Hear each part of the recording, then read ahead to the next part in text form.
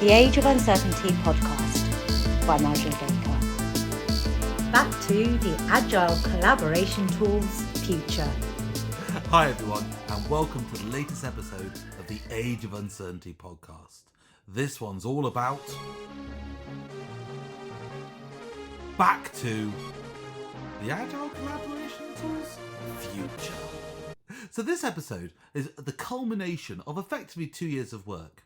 It started off as a simple quick workshop on distributed methods I put together for a company at the heart of lockdown.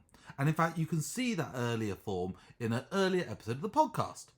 Then I took that and sort of developed it further with some new ideas, or as you're going to see, some very, very old ideas, and ran that a few times with a variety of other workshops. And then it finally became this for Adam Weisbart's Agile Mastery, his conferences. I did this workshop for them with some extra added material again. So this is effectively the sort of third iteration of this. There'll be a little bit of duplication from that earlier episode, but I hope not too much. So my background is very much in the collaboration tool space, the word collaboration rather than the word tools. I've never been a huge fan of some of the tools that have been available, but I've been a huge fan of collaboration for a very long time. So when I was first asked to do this workshop with the title Collaboration Tools, I was a bit worried. I was concerned that I was going to have to deep dive into this, into a variety of technologies, and basically give an informed opinion on which one's best. Now, over the last 2 years, I have developed a strong opinion of these collaboration tools, a huge opinion through using a lot of them with a lot of companies. And I think it's Barbara Minto said, the best presentations start with the answer and explain it to you as they go along. So, here's my answer. Yes, I regard the best collaboration tools available on the market are Zoom, Miro, and maybe a little dash of Excel, a tiny little dash of Excel. Now you may wonder why these are the best tools. Well, let's look into it. And first, let's look into it with actually collaboration tools. What does collaboration actually mean? What does it mean for you? Have you ever looked it up in a dictionary? The definition I found in the dictionary was collaboration, the action of working with someone to produce something. Doesn't that sound interesting? The action of working with someone to produce something. Because in my experience, many collaboration tools are not. Have you ever heard of the word collaboration in terms of World War II? You know, those collaborators with the invaders. What's the definition of that in the dictionary? I believe it's traitorous cooperation with an enemy. I'm afraid to say many collaboration tools feel exactly like that to me. Traitorous cooperation with an enemy. You know, management does not equal collaboration. Supervision does not equal collaboration. Traceability does not equal collaboration. Documentation does not equal collaboration. These are all different needs. They may be reasonable needs, they may be unreasonable needs, but they are not what collaboration is about.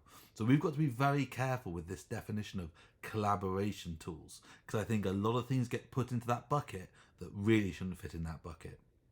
So what do you think about when you hear the term collaboration tools? Did you think of Miro, the online whiteboard? Did you think of Zoom, the online video conferencing? Did you think about some sort of online agile management tool, like that tool that shall not be named just yet? Because a lot of us, when we think of collaboration tools, we think purely of technology. And in fact, it can be a far, far wider conversation than that. So have a look at this picture. What are actually collaboration tools? It's not just technology. There's physical tools, environmental tools, process tools, social tools, thinking tools.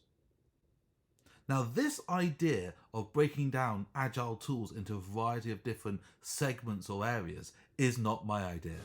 I went back in time and found this from Alistair Cockburn. Now, Alistair Cockburn wrote a very interesting article, I think around November 2004, in the Crosstalk magazine, which is some sort of industry defense magazine, where he did an article on the Agile Toolbox. and he looked at sort of agile tools that were available back then. And remember, the agile movement has always been about getting away from deep high-tech tools, keeping it simple, keeping it easy. And he looked at that tool set from this 6-point point of view. And I found that article incredibly fascinating. So why don't we use these 6 points of Alistair's to actually look at collaboration tools? Now, the problem straight away with technology tools are there are thousands of tools. Some good, some bad, some being updated, some not changing. That market is incredibly liquid, incredibly flexible, incredibly hard to understand. Just when you think you're on top of it, something new comes along. It's the nature of our work, it's the nature of our industry. But what I wanted to do was just spend a few moments talking about technology, even though by the time you watch this video, it's probably horribly outdated. But if you remember back to that first video I did all those months ago, 2 years ago now, for that distributed Scrum, I did try to break up technology into a few different areas. And the areas I looked into were cooperation tools and coordination tools and technology tools. So technology tools were tools that sort of enable cooperation and coordination on a technology level. Tools used by engineering teams to enable them to communicate, coordinate and cooperate together on almost a code level. Then there's tools that actually help us coordinate, things like JIRA, Dropbox, Trello, and then tools that help us cooperate, like Miro, Mural, the online whiteboards from Microsoft. So we had these sort of different areas, and of course communication tools, which was a huge focus at the start of the COVID crisis. And to my shame, I did a little bit of ranking and prioritization on those tools. I'm going to share it with you now, sort of Nigel's top 4 of each tool set. Do I agree with them still? Probably, but I may change my mind next month. So let's get the music playing. Let's do a bit of a countdown. So at number 4 in our visual whiteboard countdown was the MS whiteboard. I really liked those physical whiteboards, the surfaces, how they had this in-person and remote connectivity, but there was compatibility issues for me and some limited features. Jamboard I had good feedback on, but the two major winners in this virtual whiteboard space is Mural and Miro. Now again, very much similar, very similar feature sets. I'm a fan of Miro more because Miro is moving out of the whiteboard space into being more of a general collaboration tool with its deep uses of processes and models, and I found its performance a little bit better than Mural, but your mileage may vary. But in that type of collaboration space, I found those top 2 really useful. In terms of video tools, everyone should know by now that Zoom is king. I know there's been some worries about security with it, and there are still some worries about security, but that is improving. But it's by far the easiest tool. It's easy to use, easy to understand. It's got a great load of functionality built in for those of us who have got limited access. It gets through every firewall I know. It just works. And compare that to the other ones. The most popular one I come across apart from Zoom is Teams, and every time someone suggests Teams, you can hear the groan, even from the people who are suggesting it. It's like, it's all right, but it's got issues, it's got performance. So personally for me, Zoom is king. And then of course there's chat tools. Again, Teams is possibly the big dog in this industry, but Slack is still, for me, the best chat tool available out there. I know some people are getting into Discord from the video game world. Some people like that. A lot of people are using WhatsApp, which again is sort of blurring the lines between personal and professional for me, but it's got great functionality as well. So when we did this collaboration tools workshop, I think this is what people were expecting. Some sort of pros and cons on the technology out there and a discussion on that technology. But as you know, and I know, there's so much more here than technology. But we've got a bit more on technology. And at this point, when I was starting to put it together, I was just getting a little bit tired of tools. I was getting into all the voting and the quiz tools, Mentimeter, Kahoot. I know a lot of people create value out of them, gamifying some of the work in maybe workshops like this or workshops in work. But I kept coming back to the Ward Cunningham phrase, what's the simplest thing that could possibly work? And so, that which must not be named. JIRA. The elephant in the room. When I said collaboration tools, I bet your first thought went to JIRA, the massive monolith of JIRA, the massive monolith of Atlassian. Now, Atlassian's got loads of products available, not just the JIRA thing. They've got their Confluence. They've got a variety of things available in their space. Very, very popular. I'm often asked this, what's the most popular agile collaboration tool in the market? And I have to get people to define popular. Because if you mean most numerous, it's JIRA. Of course it is. If you mean like highest customer satisfaction ratings, maybe it's not Atlassian's baby boy. There's very few of us out there going yee when JIRA raises its ugly head above the parapet. Okay, because the big problem with collaboration tools is, for many people, JIRA is the answer, but what was the question? What problem were we trying to solve with JIRA? A lot of times for me, it's supervision and management, not collaboration and communication. And again, before, supervision and management are not evil crimes or anything, but perhaps masquerading them underneath this mask of collaboration is perhaps the danger. Talking just about technology can be so limiting now. It's such a small aspect of what Alistair originally spoke about in that article. If we looked at social tools, what could that mean? What are the social collaboration tools we have available to us? And again, this is where we've been suffering the last couple of years, because a lot of our social tools were based around the idea of the two major ones: co-locating people together and attacking problems in workshops. Well, with co-location, we're dislocated across the globe, but attacking problems in workshops. There's been some interesting articles recently of leaders in organizations banning meetings because they feel these meetings aren't effective. They feel these meetings are somehow should be done in an email. But can you really attack a problem via email? I think organizations are missing out when they confuse meetings with workshops.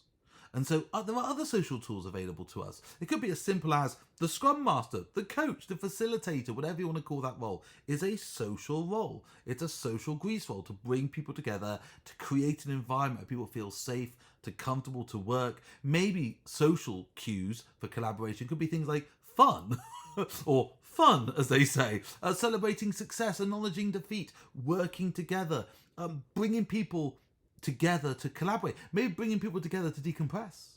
So it's not just high intense all the time. Planning the pauses, planning the breath.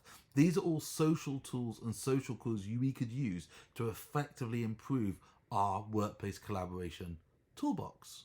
What about physical tools? The classic, you'll remember all agile coaches like us turning up in your office with a load of post-it notes, a load of markers, often the Beaker Blow German fancy facilitation markers, maybe some flip charts, index cards, whiteboards, coming around to work things out. I'm a huge fan of these products,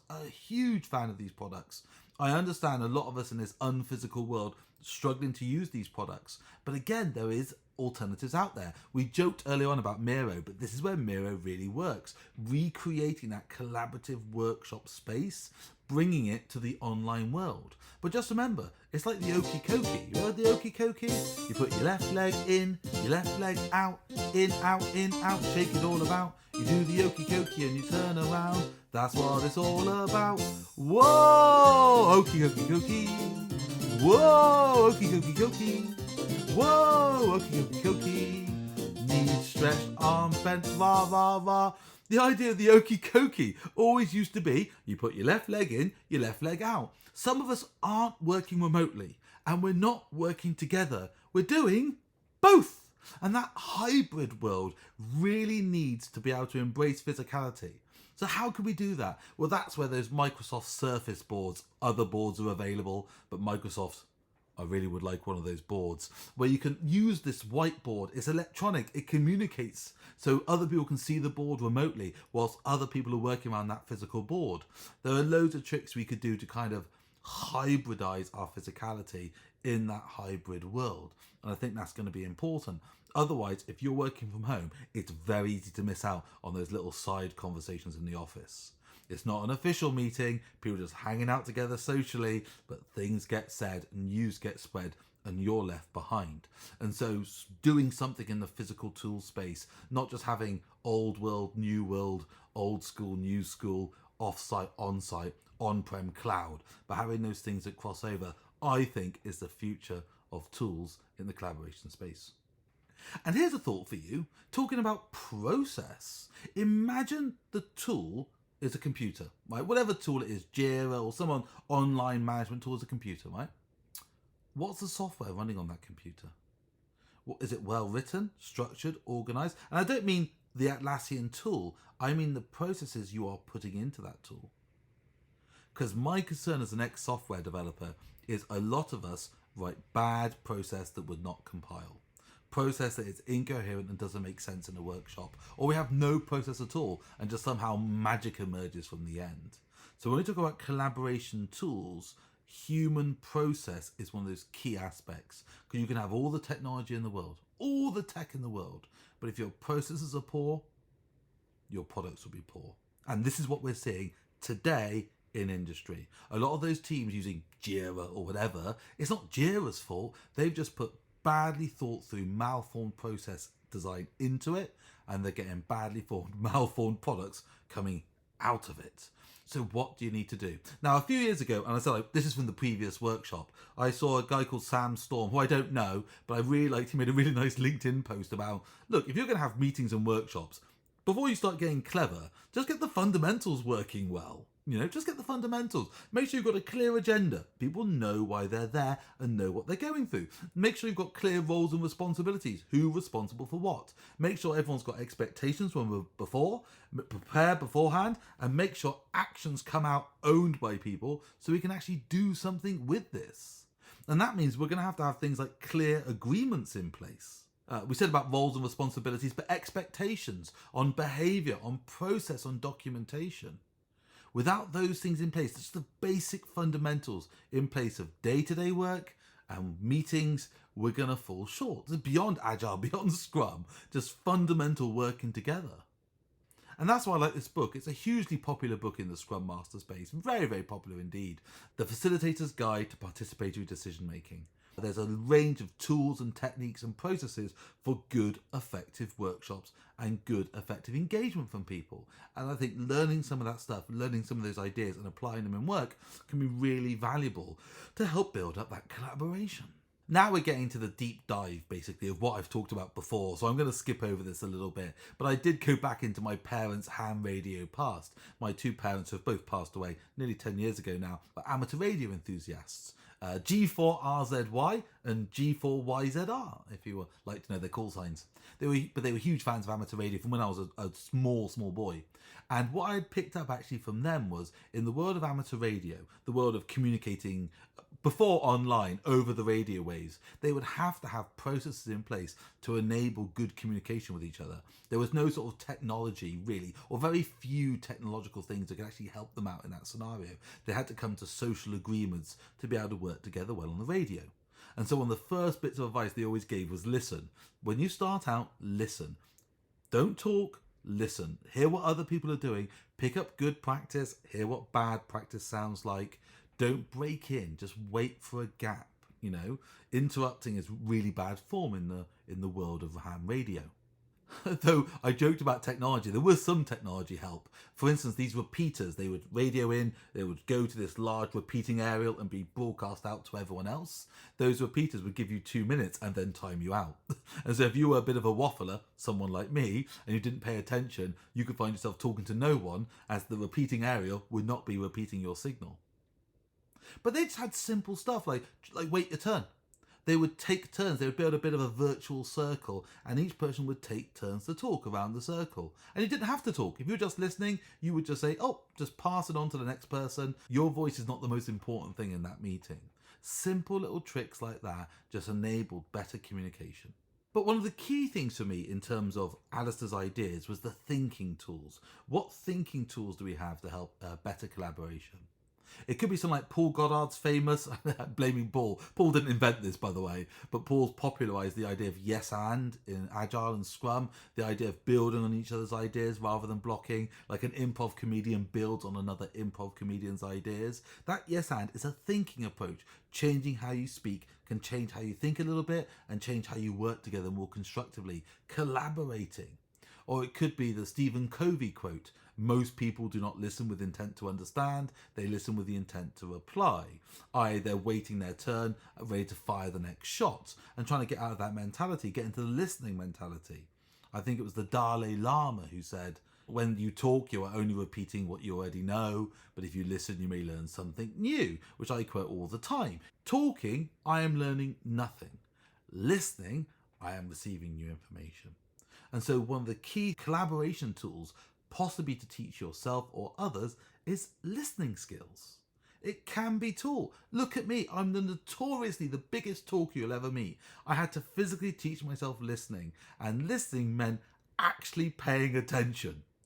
Not cosmetic listening where you're just like, waiting for your turn. Conversational listening where you're looking over someone's shoulder at the cocktail party. But I mean real active listening, paying attention, not interrupting, maybe paraphrasing back or reflecting back what they're saying to show you deeply understand what's going on here. Those types of listening techniques are actually part of the Collaboration Tools workshop. Think of the amount of money your organization has spent on enterprise agile tool licenses. How much have they spent on listening techniques? Which one could be the most valuable? However, treating these things as 6 separate items could cause us problems in ourselves. Like, for instance, technology. In the ham radio world, they always would say, check your transmission quality. Some people transmit at too high a volume and would literally blast out everyone else's signals. Some people, you just can't hear what they're saying on the radio. So can people hear what you're saying? Is the environment that surrounds you up to it? Now, I'm being a little bit cheeky here because when I say environment, I'm sort of stretching the boundaries of that term a little bit. But do you have a good mic? Like, for instance, I've always used the blue mic, I think they're called, these lovely stand-up mics, but I've stopped using it recently. Now I'm using the mic built into my new Mac. And so there's a little bit of echo, but it's got some sound suppression. So I've added a bit of echo to my speech, which you can hear now. Hopefully. Echo? Maybe. But there's a little bit of background noise suppression, which is really rather cool. What about lighting? Can you see the lighting? I've got some lighting rigs set up here. I've got one of those rings over here, which is, you may be able to see in my glasses a little bit, the ring. Can you see that? And over here, I've got a light box where you can't see any effect at all, just light coming out. And I've got them at 10 and 2, which is supposedly the angles to try and stop them reflecting on your glasses. Though I think you can tell it's not fully working, but I'm doing my best at it. Or just the quality of your camera. Like, for instance, you are currently on a massively overpriced screen. I bought one of those Mac Studio screens. Don't look up the price. It's ridiculous. It's like a small car. But the reason I bought it was the integration between the high quality camera and the Mac. So I didn't get lip sync issues. Even. And so it actually worked well and got good image quality, good quality of the camera. Compare that to my old camera, and I'll drop something in for you now. Look at the image quality. So pale, so very pale. See what I mean? See the difference in quality? And so thinking about those things, that's not just for you, it's for everyone you're contributing to. A lot of you now will be sat hunched over a kitchen table on a laptop, turning your video off. You don't want people to see the washing behind you. What's the environment you're working in? And has the company supported you? If they're making savings from working from home, are they giving you some of that money back to help build an environment in your home? This picture came from a friend of mine, Richard Cheng, Scrum trainer in America. The idea of actually building successful pods in offices. Even if you look at the office structure, I bet the office structure at the moment in your organization is not set up for the modern world. Some of you are still in open plan spaces where the noise just goes over the top of those walls and interrupts everyone. Yet you're all on Zoom or Teams all the time communicating. It's not fit for purpose. So Richard and Jeff Atwood came up with the Collaborators' Bill of Rights. Okay, I'll read it to you now. Every collaborator should have 2 monitors. Every collaborator deserves a fast PC or Mac. Every collaborator should have their choice of mouse and keyboard. Every collaborator should have a comfortable chair. Every collaborator should have a fast internet connection. Every collaborator should have quiet working conditions. And so I really took this to heart. I've got 3 monitors, I've got a fast Mac, I've got a mouse, a keyboard, I've got an overly fancy chair behind me, I got the fastest internet I could get, which meant leaving British Telecom, my old company, leaving them to get the fastest I could, and built an office in my own garage, all to give me an environment to help me work better and collaborate more effectively with others. Has your company done that for you? And just understand that these things, whatever they are, probably need to be done in a safe to fail way. And this is the other issue with collaboration tools, is some of us have got tools that are a bit like harpoons. They were easy to introduce, but they're very difficult to remove. And a lot of what we're going to be doing in this space is going to be experimentation and learning. So we started at the start with like Zoom and Miro as the answers. Why are they the answers for me? Well, the more complex you make it, the more easy it is to break it. And the more difficult it is to change, the less likely you are to change it. And a lot of these collaboration tools are very easy to introduce, but then very hard to configure and change afterwards. And what I like about Zoom and Miro is they are flexible tools. You can do a lot of things with them. They've got low cost of change. So you can run different experiments with them, run workshops in different ways. You're not limited to how you do this from a physical, social, technology, process thinking, or environmental way. Because these things aren't exclusive, they all cross over in a variety of interesting ways. But I'm afraid to say the conversation seems to be dominated by technology when it could be solved in other aspects. So we should investigate those other aspects with more depth and reflection. For example, we try to capture the process in some technology layer when it may be far better captured in a physical layer or even in a virtual process captured in the minds of the teams. This is where I would love to finish the recording. This is where I'd love it to stop. But I'm afraid to say I've got one more thing I want to talk to you about. And it really is about the danger of tools, how easy it is to introduce them and hard to change them. Because our environment is not a changed environment. Our environment is a changing environment. You have to appreciate if you're going agile, you're not moving to a new status quo. You are perpetually changing the status quo. And that's going to mean if you start putting things into tools too early and it's hard to change or configure those tools, whether for technological reasons, they're hard to configure because of tech, or political process and thinking reasons. For some organizations, top-down implementation of tools. All teams must use the same tool.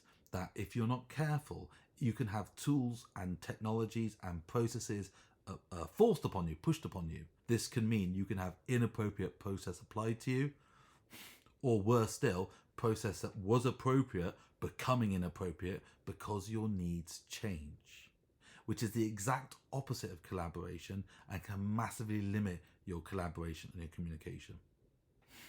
You've probably seen this before. Henry J. Ford's alleged quote, "You can have any color car you want as long as it's black."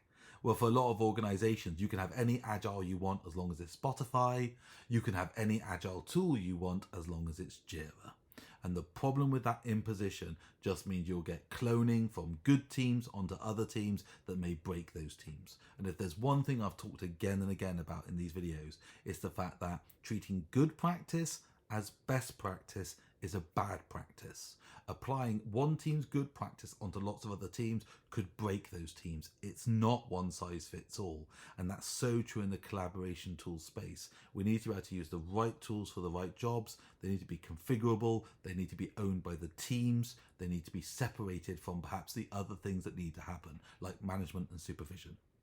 So to wrap this up, keep it simple, Scrum Masters. Descale as much as you can, remove the unneeded process and bureaucracy. A lot of scaling, and we'll talk about this probably in the next workshop or the workshop after next with Colin, a lot of scaling is power hierarchies sort of imposed onto your organization. Conway's law is your organizational structure is reflected in your system structure. Well, I'm afraid to say your power structure is reflected in your organizational structure. Who has the power, who has the people, and never confuse big with lots. It's very easy to say, well, I've got lots of little projects, let's put them all in the same tool and manage them as one. They're different things that need to be managed in different ways.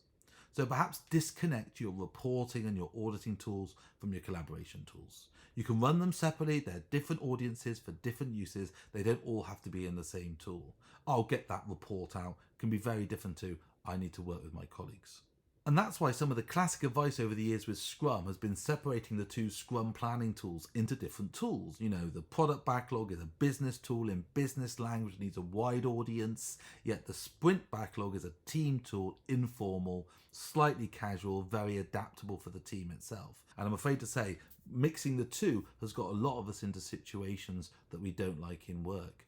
get the product backlog in a form that the business speak. That could be something like JIRA or Trello, or it could be something as brutal as old as Excel, on the 365 thing, Office 365 or something. But it's the language they speak. That's what they need to use. And then in a team, we can use something more appropriate for us, like a Miro board or something like this. It can be more appropriate for us to work together.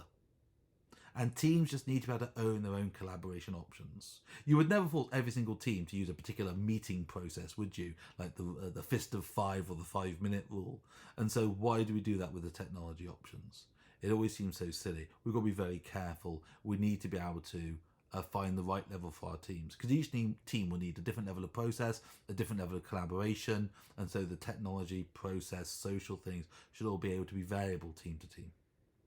But I hear what you're saying. I hear what you're thinking. But what about Nigel? I've got security issues. I can't use Miro. Well, there's on-site tools you can use. Oh, Nigel, but I've got... What about this? What about...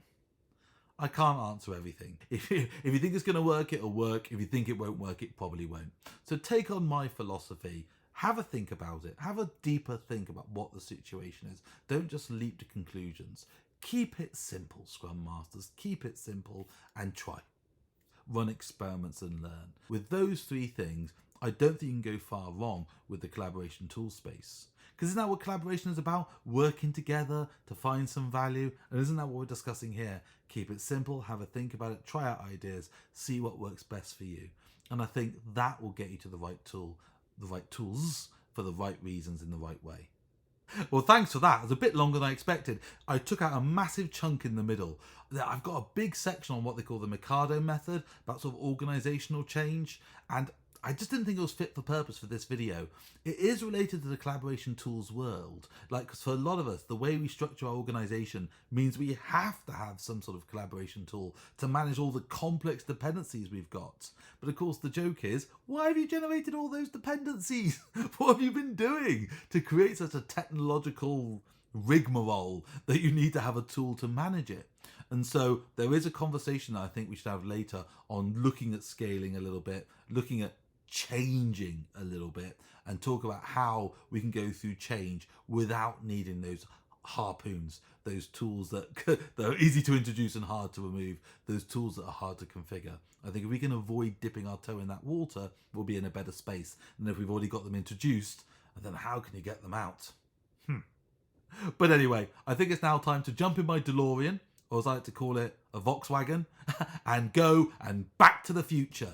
Or as I like to call the future, my 2 daughters, who need picking up from school right about now. I'll see you next time. Take care, everyone. Goodbye. Next episode, the Agile Coaching Growth Wheel.